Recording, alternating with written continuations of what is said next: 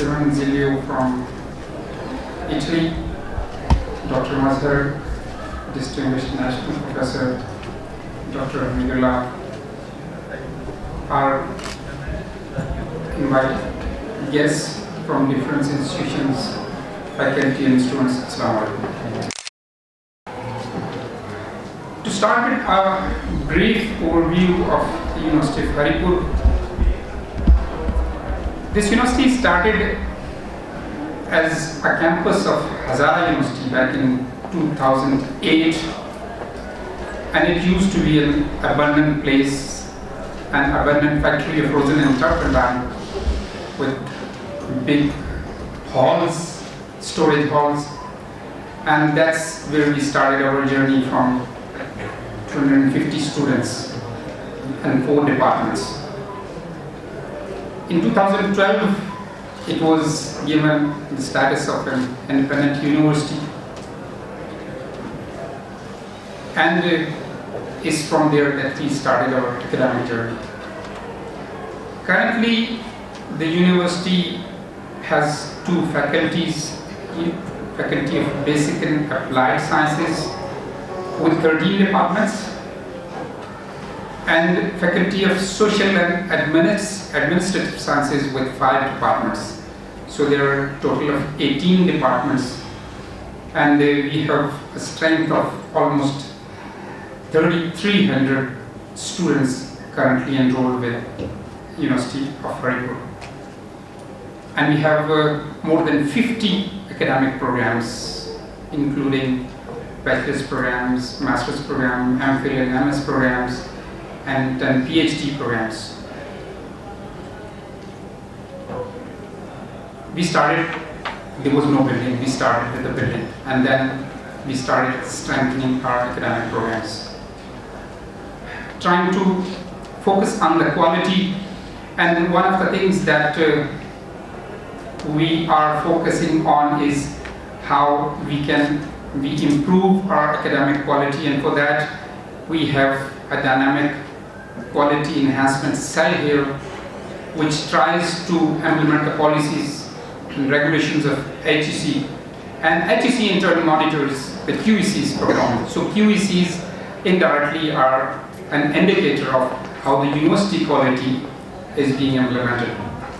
And recently we got a W category, an 85% score, an 85 on a scale of 100, and we were awarded a W category, indicating that we are on the right track of improving the quality, academic quality of this institution.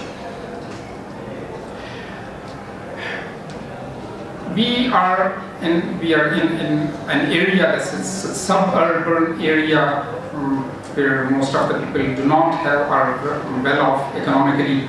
So University of Haripur, although we do not have our tuition fees are not very significant, but still we try to offer scholarships to the students, and almost 25% of the students, enrolled students, get some form of scholarship at our university. We try to facilitate them so that lack of financial resources does not deny our youngsters from education. Other than academic programs, one of the characteristics of this university is that we have a regular series of workshops, training programs, seminars going on in this university, and we have conducted hundreds of such training programs which provide exposure to our students other than the curricula that they are being taught. So there are different societies organized, so the societies get an experience of organizing these events, and our students get a regular exposure to all these activities. Other than this program, we have started a skill development program also. So our students do not just have a degree, but they have the appropriate skills that are needed to get them employed. And one of these programs is with the cooperation of the KPI Tech, with the provincial department, that we have started training skills in the field of IT, where we have done several batches, and it's I feel pleasure in saying that the students who got these skills, we have a data that more than 95% of those students got employed. So we have a regular that series where we are trying to provide the skills that are needed for our graduates to get employed. When we are talking about the IT is one of the, it's almost 1/4 of our enrolled students are in the Department of IT, where we are offering degrees in software engineering and computer sciences, and it's one of the most successful programs here. There was a program by Huawei for establishing their Academy of Network, and almost 137 institutions, higher education institutions in Pakistan applied for that. And University of Haripur was one of 11 universities that was selected throughout the Pakistan for establishment of HANA lab in this university. And we are second, because only there are only 2 universities in KP, one in Topi and other University of Haripur who were selected for the establishment of this HANA lab. That is a big honor for University of Haripur. And we have already started training our IT students here in this academy. Other than the academics, we are trying to build our research programs. Our faculty, other than teaching, they are also they are writing proposals and getting funding. So far we submitted 140 projects, and currently we have 25 projects worth 70 million that are undergoing, that are on. We have started working on this, trying to establish research work and our labs. We are young yet, but still the 25 research projects running in this university so far. Our faculty we encourage our faculty to participate in the international events, international conferences, where they keep on participating in all that event to get that exposure. And currently, last year we had around 200 publications by our faculty and students, and trying to establish that research culture. Other than the research, the things that have come out, we have applied for some of the patents, and there are 4 patents that have been filed from University of Haripur, and they are in process. We have linkages with the rest of the country and international linkages. So far we have 35 MOUs signed with different institutions, both inside the country and outside the country. University of Haripur is one of the few public sector universities in this province that has implemented an ERP system where all of its business components are being automated. We have almost installed that, starting from the admissions up to exam and award of degree, and all that is being now done online through our automated system, the ERP system that has been developed here, and that is being implemented. Other than these activities, we are trying to get involved with the community development also. University is trying to build up linkages with the community, and we offer our expertise for the capacity building of the local departments, for the institutions around us, and there are always trainings where we try to build the capacity of all the institutions around us. That's one of the activities that we are performing also. University of Haripur is also trying to build a culture of entrepreneurship here. We have established Business Incubation Center. It has recently been established here with, for now we have a space for 10 people here. But so far we have been having 25 setups, of which 7 have already graduated.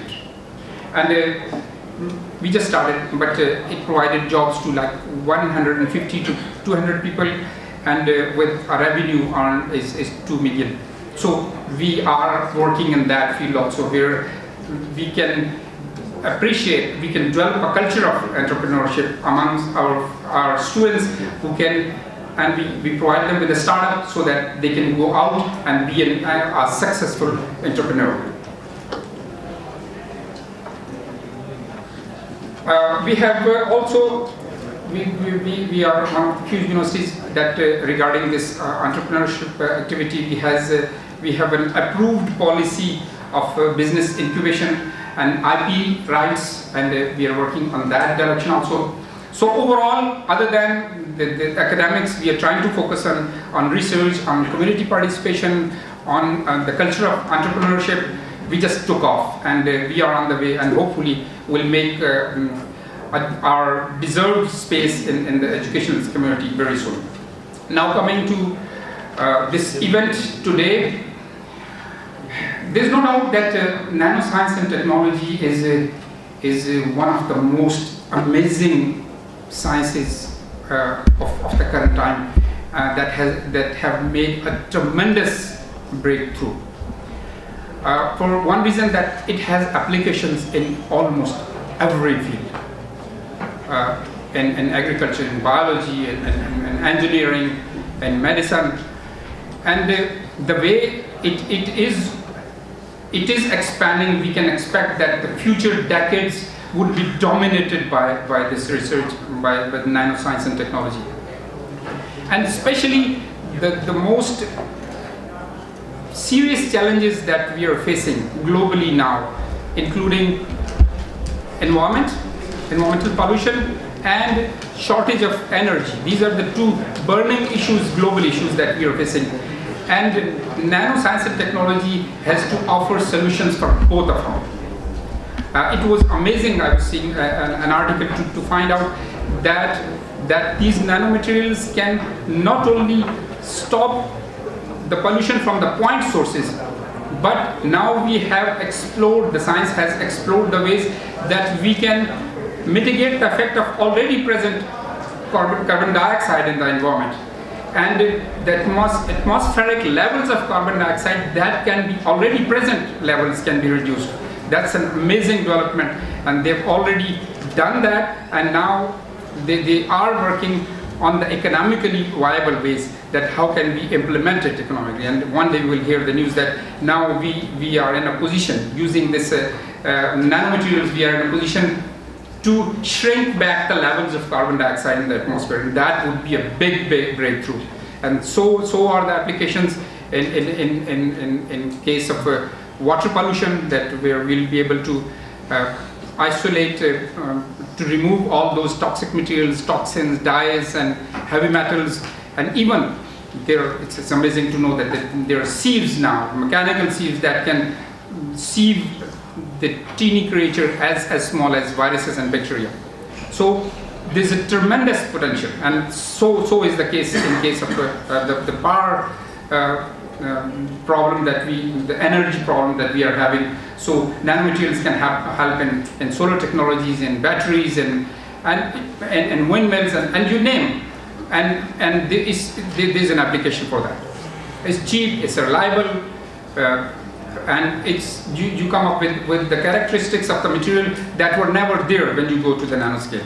So I hope this conference here will introduce our students, our faculty, to this new amazing science, and that will motivate them to start collaborating with the people who are out there in that field, and they start thinking about their future and having projects in those fields.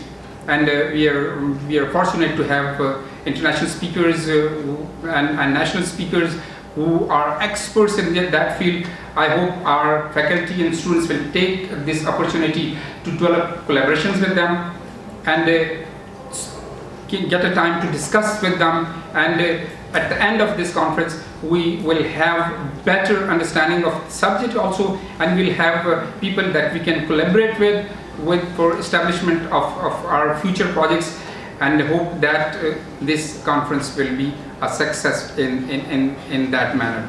So again, I thank you very much to all of our invited speakers, both international and national, and all the people who have come all the way from different institutions to come here. I hope your stay here will be comfortable and it will be a productive session. Thank you very much, everybody.